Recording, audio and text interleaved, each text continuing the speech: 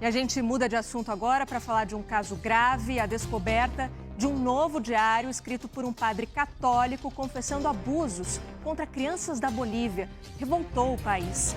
É o segundo escândalo em pouco mais de um ano que comprova a ligação de prestigiados sacerdotes jesuítas com esse tipo de crime.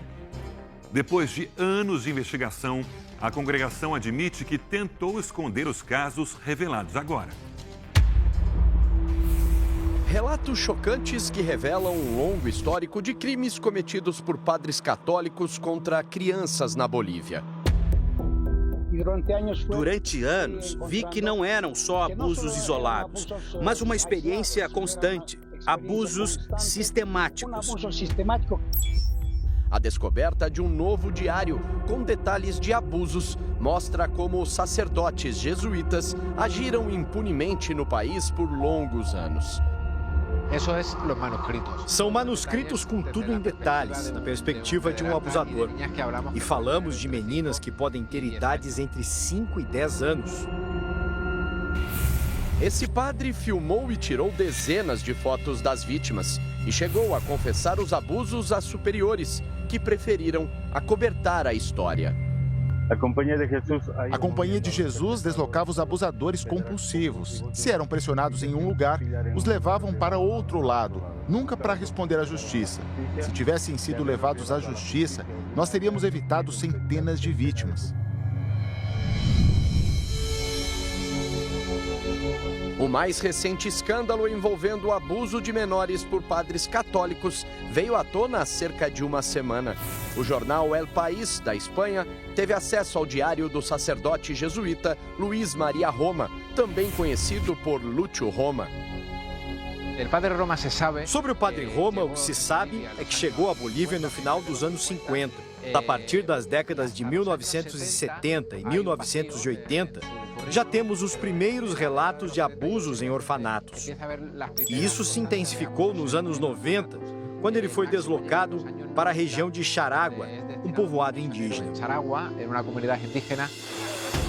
O jornalista espanhol Julio Núñez se tornou uma das vozes mais presentes na imprensa internacional no que diz respeito ao combate aos crimes sexuais dentro da Igreja Católica. Quando viajou para a Bolívia para investigar novas denúncias, ele teve acesso ao diário do padre Lúcio Roma. As páginas traziam revelações assustadoras. Nesse diário, Lúcio Roma relata como as retirava de casa, como as levava para outros locais e como despia e tocava essas meninas. São relatos de um verdadeiro inferno. Em um relato de outubro de 1998, o padre escreveu: "Hoje já passaram 10 meninas pelo meu quarto e tirei cerca de 95 fotos das minhas queridinhas." Em setembro de 2000, descrições ainda mais perturbadoras. "Eu poderia tocá-la em qualquer lugar. Ela insistiu que queria biscoitos. Subimos e tirei quase 20 fotos dela. Na cama, sentada, em pé, em cima, embaixo, tudo." Ele tinha um interesse especial por anotar o nome e o apelido das meninas. Na sala do padre, não descobri só o diário e as fotografias, mas também o que fazia com elas. Cortava as fotos, fazia colagens. Era a autêntica toca de um monstro. Em março de 2019, Lúcio Roma chegou a assinar uma confissão para um grupo de investigadores da própria Ordem dos Jesuítas da Bolívia. Ele assumiu que entre os anos de 1998 e 2002, abusou sexualmente de meninas com idades entre 8 e 11 anos. Mas nada falou das dezenas de outras vítimas das décadas anteriores. 5 meses depois de confessar os crimes, Roma morreu em Cochabamba. Ele tinha 84 anos. Com a morte do padre, a Ordem dos Jesuítas na Bolívia arquivou os relatórios e em nenhum momento informou a polícia ou o Ministério Público sobre as descobertas. Nem atendeu à recomendação dos próprios investigadores para iniciar um processo de indenização às vítimas. A investigação interna é muito interessante porque os jesuítas não só fizeram interrogatórios aos mais próximos a esse abusador, como também falavam que tinham encontrado esses arquivos no passado e não fizeram nada. só os esconderam. A revelação dos crimes de Luiz Maria Roma Padrosa só foi possível porque um caso anterior, que nós mostramos aqui no Domingo Espetacular, provocou uma verdadeira comoção nacional na Bolívia. Os abusos cometidos por outro padre, Alfonso Pedrarras. Os dois eram espanhóis. Pedrarras era muito prestigiado entre os jesuítas bolivianos e por muitos anos foi diretor do Colégio João 23, um internato que era o principal centro educacional do país. O colégio era uma espécie de beca. O colégio era o objetivo maior para os melhores alunos de diferentes colégios de todo o país, de diferentes lugares. De diferentes lugares do colégio. Regiões mais afastadas, centros mineiros, comunidades rurais, províncias, lugares mais humildes. Lugares mais alejados. Também no caso de Pedrarras, que morreu há 15 anos, a violência sexual contra as crianças foi descoberta a partir das páginas de um diário. Em 2022, recebi um e-mail de um familiar de um sacerdote. Ele encontrou aqui na Espanha um diário do tio, que era jesuíta. Nele, o padre confessava ter abusado, em colégios da Bolívia, de pelo menos 85 meninos. No diário, Alfonso Pedrarras revelou ainda que esses crimes foram acobertados pelas autoridades da Igreja Católica local, que sabiam de tudo e nada fizeram. Pedro, um ex-sacerdote, acompanhou de perto os horrores, como testemunha e como vítima. Eu fui jesuíta por 11 anos, então fui expulso por ter denunciado abusadores do Colégio João 23. Trabalhei lá por 3 anos e vi de perto o sofrimento dos alunos. É terrivelmente doloroso, pois os chefes máximos dos jesuítas na Bolívia sabiam que os abusadores estavam no colégio e eles eram mantidos nos cargos ano após ano.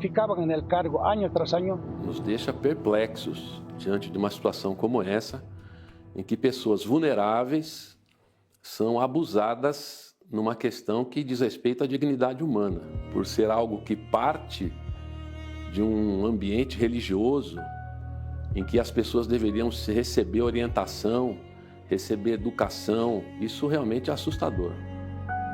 Wilder foi uma das vítimas do padre Alfonso Pedrarras e não conseguiu contar para a família sobre os abusos.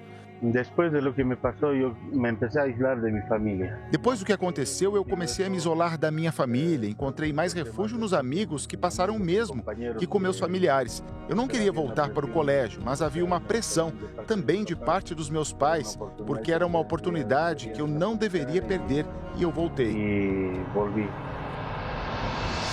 Muitas vezes a vítima não consegue nem contar nunca na vida o que aconteceu, por 2 razões. Uma, ela pode demorar porque ela não sabe que aquilo é uma violência. A gente está falando que o abusador, ele seduz a criança a partir do seu desconhecimento. É quando ele descobre o que aconteceu, ele sente muita culpa. E aí se cala porque acha que participou de algo. Ou então, porque justamente esse abusador é tão próximo, ele está submetido à autoridade desse abusador. E aí fica impedido de falar. Diante do escândalo, com revelações chocantes de mais um diário e com a descrição de abusos a crianças, a Ordem dos Jesuítas na Bolívia divulgou um comunicado oficial. A promessa é que desta vez, os envolvidos, sejam os criminosos ou quem os protegeu, serão denunciados à justiça do país. Reconhecemos com profundo pesar que as atuações de quem estiveram a cargo de atender as denúncias de abusos sexuais a meninas, meninos e adolescentes e atuar em favor das vítimas foram negligentes, indolentes e nefastas. Não colocaram as vítimas no centro de seu interesse. Por isso, quem atuou dessa forma deve se tornar responsável por suas ações no manejo dessas situações, de acordo com a justiça boliviana no andamento do devido processo. Nós também tentamos falar com a alta cúpula da Igreja Católica em Roma. Recebemos do Vaticano a orientação de entrar em contato com a Arquidiocese na Bolívia, que não respondeu aos nossos questionamentos.